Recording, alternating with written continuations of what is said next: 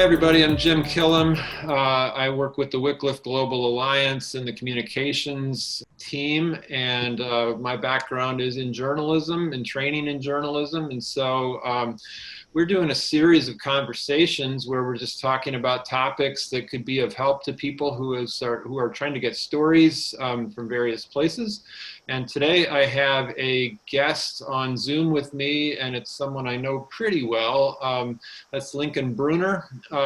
Lincoln and I have known each other for years and years. We have worked together in a couple of mission contexts, back with Reach Global, which is the Evangelical Free Church World Mission. And then we worked together at the Seed Company, a Wycliffe affiliate.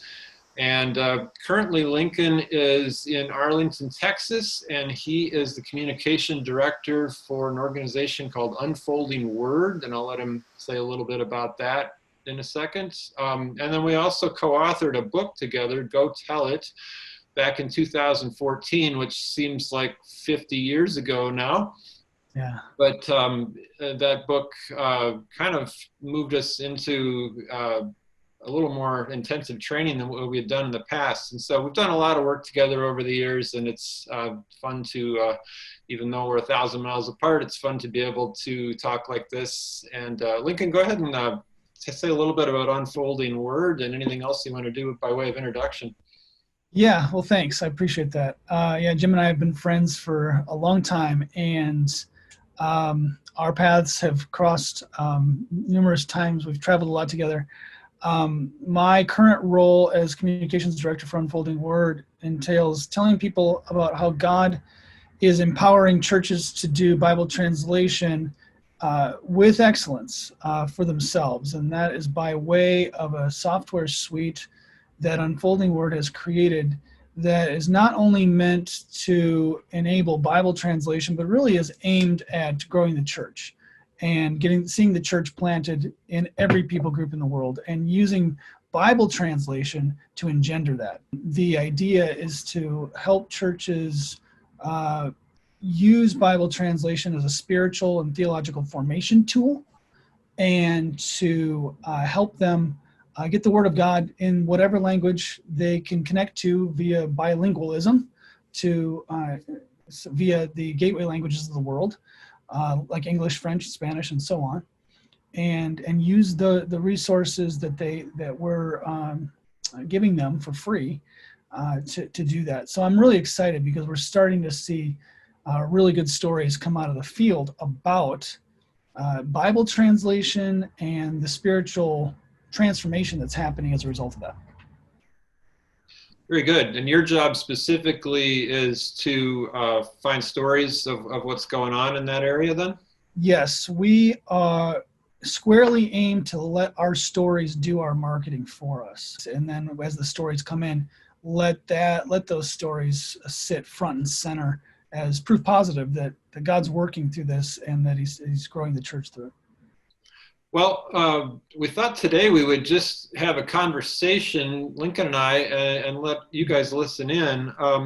But I've been hearing from people and realizing this myself, that because of COVID-19 and because of travel restrictions, it is very hard to get to the places where we are reporting stories from or want to report stories from. And so a question I got recently was, how do we do this when we can't even get there? How do we find these stories that we know are there, but that we don't feel like we have very good access to right now? So I thought we'll address that in our conversation. And then if you watch this and have follow-up questions, you can contact me and we'll maybe even address those as well. This is not going to be a conversation about going someplace and where we've actually done on the ground reporting. We've done a lot of that, but we both at times, even in our newspaper careers back a long time ago now, in different places, but sometimes you just have to do a story over the phone or over Zoom or things like that. And so I thought, we could talk about best to worst. What are the scenarios that are best for getting the story. And we clearly think that best is face to face. There is no substitute for being there. And really, I mean, Zoom or anything else doesn't put you there. And there are limitations, but okay, we'll accept that. We're going to work within those limitations now. What can we do? So, Lincoln, what do you think some of the better options are when you can't be there? When you can't be there, I think one of the best things is for me to send people a list of questions. And I'm not saying this is the best alternative, but it's one of the best that I've found. To send people a list of questions, open-ended questions, not yes or no, but open-ended questions that ask them to explain who they are, where they are, what their context is. Tell me about the situation where you are. I recently did this with a colleague in Venezuela, and sent him a list of about 12 to 15 open-ended questions and asked him to record his answers on his phone as thoroughly as he could, and to put those answers into an audio zip file and send them to a colleague, and get those to me. And again, as thoroughly as he could. It was for the purposes of an audio story, but then that audio file can be used obviously as a transcript to do written stories. So it's kind of a twofer, and I found that really helpful, because not only did I get the answers to the questions I asked, but I could hear the inflections in his voice. I could get a sense of the nuance of what he was saying. Even though he was speaking in Spanish, you can still hear it. And so that for me, not being able to visit him, not being able to talk to him face to face, that was the very best option that I could think of. Yeah, I was going to ask one about the language issue where, okay, so it was in Spanish. You don't speak Spanish, right? No, I don't, but I know some people who do speak Venezuelan Spanish, Okay. and they were able to translate quite well. So you wrote a list of questions in English, sent it to the translator to translate, and then sent it on to the person you were interviewing? Exactly. Yeah. And I thought too, as you were saying this, you could do this with audio only, or you could certainly do a video response as well. And it wouldn't look a whole lot different than what it looks like right now with you and I talking. Although another interesting thing would be to get them to be out in their context, someplace where you can see the village, or you can see, the house they live in, or something where you get some culture along with it, right?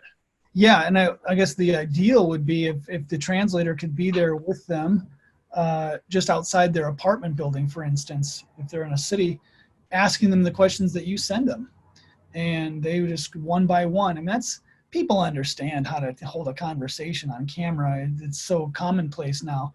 They just we could do that.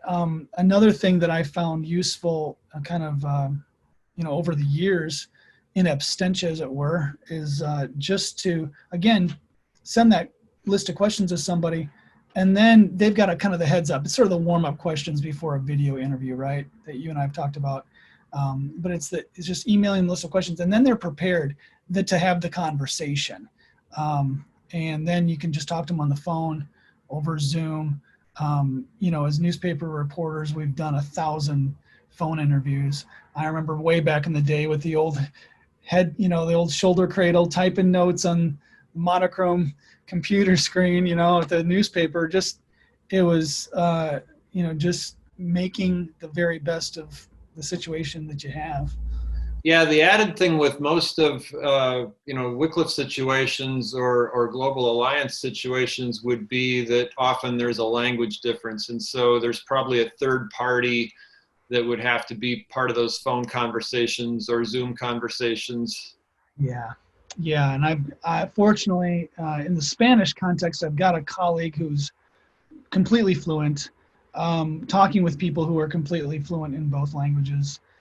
In Venezuela, for instance. And so having those colleagues who are perfectly bilingual is a key to success in my book, because if you don't have that, something's going to get lost in translation. It always does.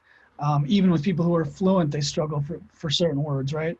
So I think it's imperative in those bilingual or trilingual contexts. You got to have somebody who's really fluent as the liaison, because if you don't, it's just going to get lost. You mentioned open-ended questions, and I wanted to jump back to that a little to be sure everybody understands what that is. So it's not, do you like being a Bible translator? Yes, but it's, what do you like about being a Bible translator? So just questions that you can't answer with a simple yes or no, or a monosyllable, we call it, answer, but that requires a sentence or a paragraph of answer. Right. Huh? Yeah. Well, so I'll go back to my conversation with Alberto via these questions. It was, can you please tell us about the situation in Venezuela? Period. Mm-hmm. And then he can say whatever he wants. Now, I'd had the advantage of having a previous conversation in Colombia with him, so we actually knew each other. We'd actually met, but this was a brand new batch of questions. So I was just asking him, for the sake of the readers, just run us through the entire situation, and then let him characterize it the way he wants to. Nothing, they really weren't leading questions. They were just as open-ended as I could make them. Please tell us about the situation. Can you please tell us about your background with translation, period. And let it go at that. I think too, when you don't know the people and you're talking via Zoom or phone or something, there's trust that doesn't exist that would exist if you were there. And so often, one thing is you've got to tell them exactly how you're going to use this information and not leave anything to question, so they don't know, am I going to get in trouble, or is this going to be a security problem if I say what I'm going to say? So kind of up front, you have to say, here are some ground rules. Here's what we're going to do with this, and you'll get to see this before we publish it. Often that's the case with us anyway. Yeah. And that way, if there's any security issues or something, then they can spot those. And it's hard enough to build trust as a reporter on scene, but when you have to do it remotely like that, it's super important, because you'll get very guarded answers until you establish a little bit of trust with someone. Yeah, and that's where having a kind of a trusted liaison, or whether if you're on the ground, sometimes people call them a fixer. If you got a mutual friend. In my case with Alberto, we have a mutual friend in Caracas, or near Caracas, who he knows, who we know, and they're the go-between. I think that can be really important in those instances where you don't really know somebody very well, because again, that trust is going to open up their mouth. That trust is going to open up the story better than if you're trying to establish a relationship while you're trying to get information. We both know that's really tough. Sometimes it's necessary. I don't mean to digress too much, but I remember that situation in Jordan when we were interviewing the Syrian refugees. We had a fixer. We had a liaison with us who helped us with the whole trust issue. Made introductions, yeah. Yeah, and so when Vera was introducing us to those horribly victimized people, her very presence put people at ease, because she was a trusted party. They knew she was a good guy. They knew that she could be trusted and that she wasn't out to, take advantage of them in any way. And by the way, these are my friends from America, and they would like to talk to you about this magazine story that they're doing. Would you care to talk to them? And man, that I look back at that, and that opened up doors. I mean, every single place we visited in that camp, people were so warm and welcoming. And I transfer that. I take that and put it in our current context. I think even though it might take more time, I think that the effort to either have a third party or just to take the time over a course of a couple conversations to establish trust before you start going for the answers, that might be the easiest way home is to take that extra time, just because that, like you say, that trust is so important, and it's critical if you're going to get a good story. In a way, I think it's similar to that person of peace that we talk about. You know, when you first Oh, get to an area or to a culture, and you find someone who can be the liaison, and you kind of have to do the same thing with communications. I think is just find that person.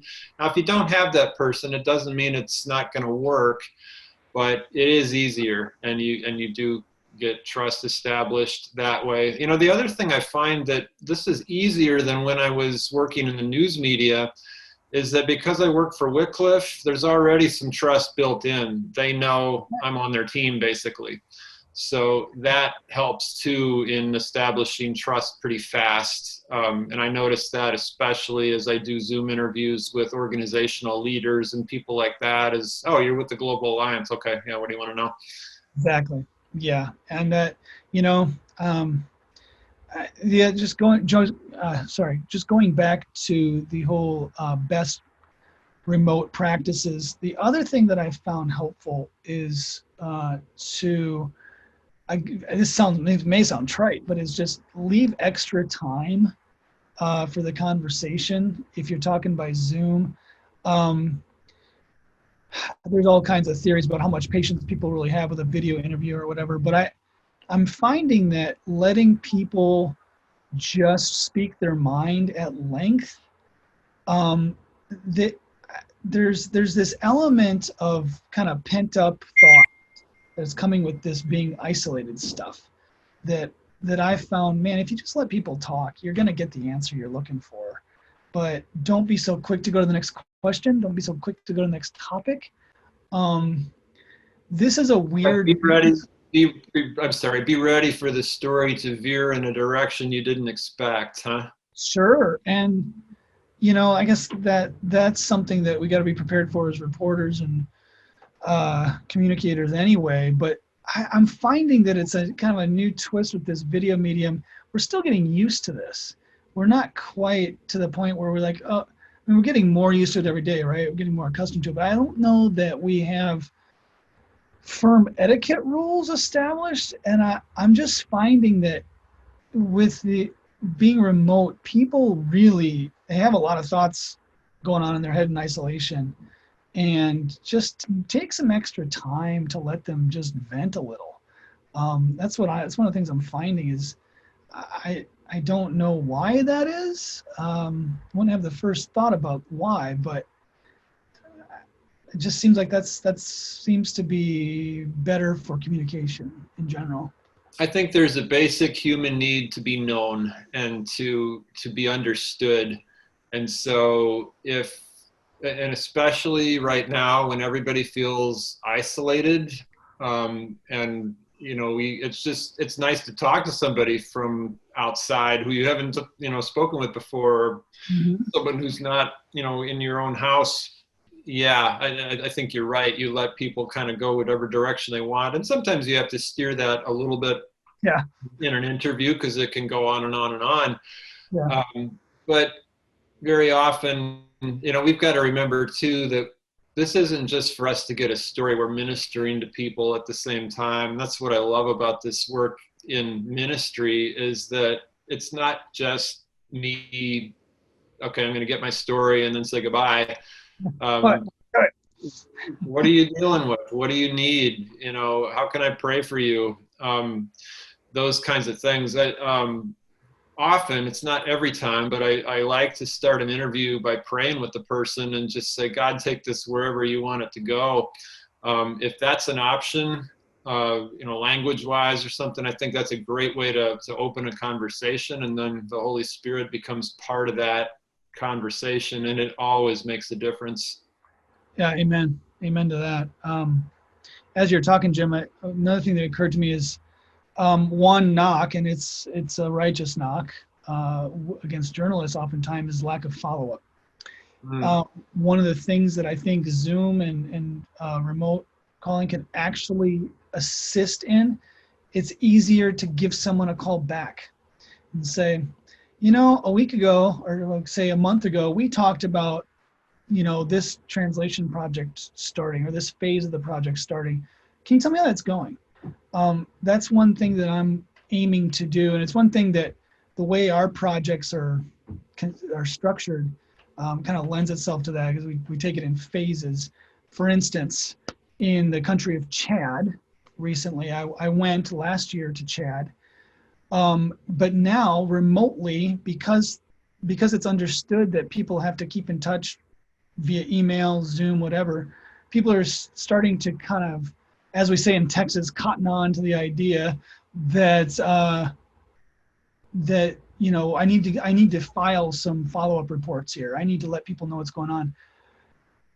When in-person stuff was sort of the rule, sometimes follow-up, and I've been guilty of this a lot. Follow-up kind of goes by the wayside. And like, oh yeah, well, I did that story. We went there with Zoom and email. It kind of seems like, okay, that's the way we're keeping in touch about everything. So I think maybe follow-ups aren't so hard right now. I don't know. What do you think? Yeah, I think it's very easy to clarify things. For instance, sometimes I'll miss a detail the first time through, or I won't quite understand something the way that the person meant it. So that's where, running a draft story past the person that you interviewed to say, did I get this right? Now, that's something we never would have done in newspaper work because it kind of gives the source an opportunity to change their quotes, and it kind of changes the tone of the story sometimes. But in this case, I really like it because we all have the same goal. And I want to communicate this story clearly and accurately and kind of partner with that person to do that.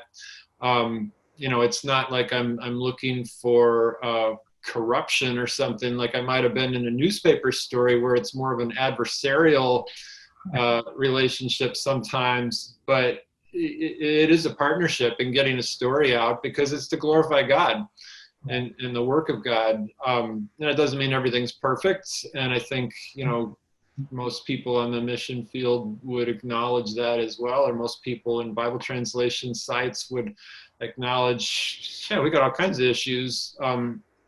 But just having them feel like you're a partner with them does make a big difference, I think. You mentioned Zoom calls and those kinds of things, and how it's just normalized right now that's how we're communicating. And so it's not awkward to do an interview over Zoom where it might have been 3 months ago because everybody's meeting that way.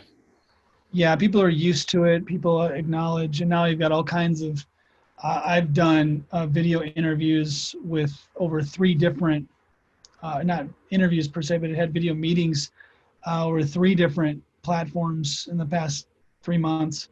They're basically all the same. I feel like, the Lord doesn't waste an opportunity. The Lord always takes advantage of opportunities that he constructs. This may be a way that kind of levels the field for us and our colleagues. Some of our colleagues are restricted in what they can say, even on Zoom. I'm thinking of a couple different countries in particular right now that we're working in, where the clamps are either very tight or getting tighter. There's a growing sense in my mind, Jim, that remote storytelling will become an art form that we need to really work on excelling in and perfecting, because it's going to become all the more important as the quote unquote low-hanging fruit is all gone, or that the more difficult the area of the world is for believers, the more challenging it's going to be for us as storytellers to let the world know what's going on there.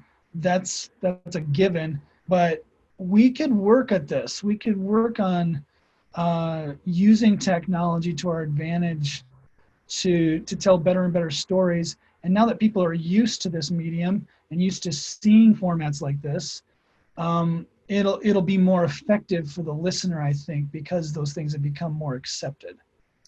Yeah, I think there's the realistic aspects of, we all have budgets and everybody's budget has been cut lately. And so travel is very expensive. And if a mission leader or an agency leader is going to look at a Zoom interview to say, well, couldn't you just get it that way rather than us spending, X amount of dollars to get you there? Again, I always make the argument that it's worth doing that, but maybe not always. Right. Well, my agency's the same way. I mean, we're really taking a very hard look at every single travel expenditure. Why are we doing this? What are you hoping to accomplish with this? What could be done as an alternative? And I'm with you. I mean, there's an acknowledgement, an unfolding word that face to face is always better.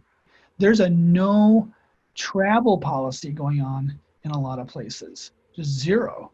And it's understandable. I don't think that's the answer, but I'm with you. I also believe that given the situation we're in, it would behoove me as a communication director to figure out every single last remote networking opportunity I can. And we used to think of that as a fallback. It may not be a fallback anymore. It may be the first thing we do and the only thing we do. I'm hopeful, and I've been thinking about this. I'm hopeful, and I'll tell you why. I think as the world adjusts to new versions of normal, we'll start to figure out better pretty quickly here what the new ground rules are. And travel won't go by the wayside, but we'll start to really prioritize trips and prioritize which trips really demand in-person presence and which can be done remotely. I think people will start to get a little more savvy about that. Yeah, I think so too. As we kind of wind toward wrapping up this conversation, I wanted to get back to something we talked about early, and that is kind of showing people around in a place where you aren't. And so getting people, as you're interviewing them, like we said, maybe as they give their answers on a cell phone video or something, to be out in a community. Now, again, if it's a sensitive area, you can't show identifiable landmarks and all of that kind of thing.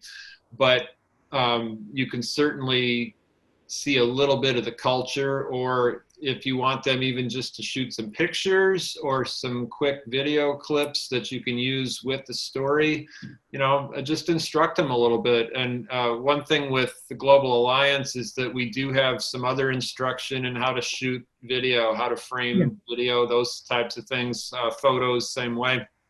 We've gotten very good results. Lincoln, you and I have taught some workshops in different countries, and the results we get with basic photo training after about an hour are amazing. We've gotten people who have never shot photos for publication before that shoot beautiful work, showing cultural situations. It doesn't have to show every little thing about Bible translation. Just show me where you are and show me what it looks like there, because that makes such a difference when you can't be there.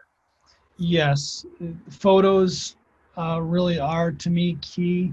Video is harder to shoot, so sometimes people don't do that so well, but still photos, they do quite well, as you said, with a minimal amount of training.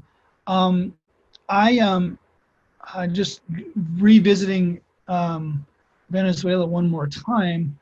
I asked some questions about, tell me about the situation there, and if you can, go take some photos. Well, I didn't necessarily tell them where to take photos, but they went to grocery stores and they shot some cell phone photos.